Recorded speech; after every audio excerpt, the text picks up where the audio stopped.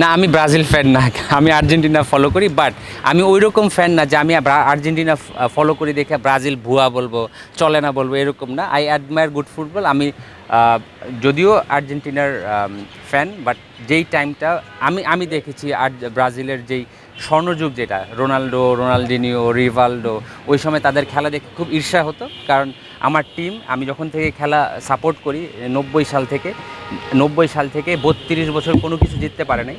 তখন ব্রাজিল অনেকগুলো টুর্নামেন্ট তারা জিতেছে এবং তাদের খেলা দেখে খুব ঈর্ষা লাগতো যে আমার টিমটা যদি এভাবে খেলতো।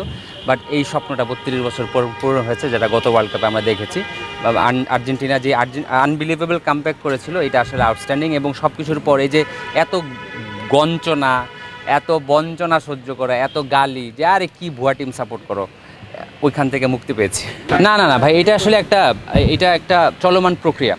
কারণ হয় কি, আমরা যে আমলে খেলা দেখেছি, সে আমি ক্লাব ফুটবলে ম্যানচেস্টার ইউনাইটেড সাপোর্ট করি। গত 12-13 বছরে তারা কিছুই জেতে নাই। এখন আমি যদি আমার ছেলের সাথে কথা বলি, সে আমার আমলের প্লেয়ারদের চেনে না। সো এটা আসলে একটা চলমান প্রক্রিয়া। যেমন কেউ যদি আমাকে বলে যে ভাই রিয়াল মাদ্রিদ বা বার্সেলোনা খেলা দেখেন কিনা, আমি হয়তো 5টা প্লেয়ারের নামই বলতে পারবো না, কিন্তু আমার আমলে যদি থাকে আমি কিন্তু সবাইকেই চিনি। সো এটা আসলে চলমান প্রক্রিয়া। এই উন্মাদনাটা আসলে প্রজন্ম থেকে প্রজন্মতে ছড়িয়ে যায়। আমার ছেলে যেমন আর্জেন্টিনার সাপোর্টার, হয়তো তার ছেলেও আর্জেন্টিনার সাপোর্ট হবে, তখন হয়তো মেসি থাকবে না, অন্য কেউ থাকবে না। আনফর্চুনেটলি দেখা হয় নাই। আমাদের সিরিজ চলতেছে, এতটাই ব্যস্ততা ছিল। খালি এতটুকু শুনেছি খুব সম্ভবত নেইমার নাই দলের মধ্যে। আছে আছে ঠিক আছে। ব্রাজিল ডেফিনেটলি তারা চেষ্টা করবে। তারা কার্লো আনচেলত্তিকে যেহেতু কোচ করেছে, তাদের ডেফিনেটলি ঘুরে দাঁড়ানোর একটা চেষ্টা আছে। ব্রাজিলের মতো দল ভালো যদি না খেলে ওয়ার্ল্ড কাপ জমে না। আশা করি ব্রাজিল এবার ভালো খেলবে। না, ওরকম তেমন কোনো প্রত্যাশা নেই ওই সেন্সে।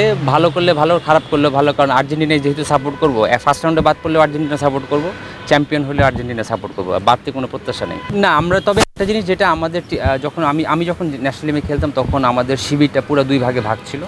এক পাশে ছিল মাশরাফি ভাই আর সাকিব আল হাসান, ওরা হচ্ছে গিয়ে আর্জেন্টিনার সাপোর্টার।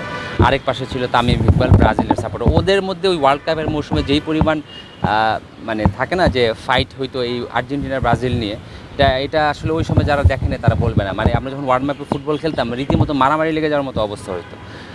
ওই দিনগুলো খুবই ভালো ছিল।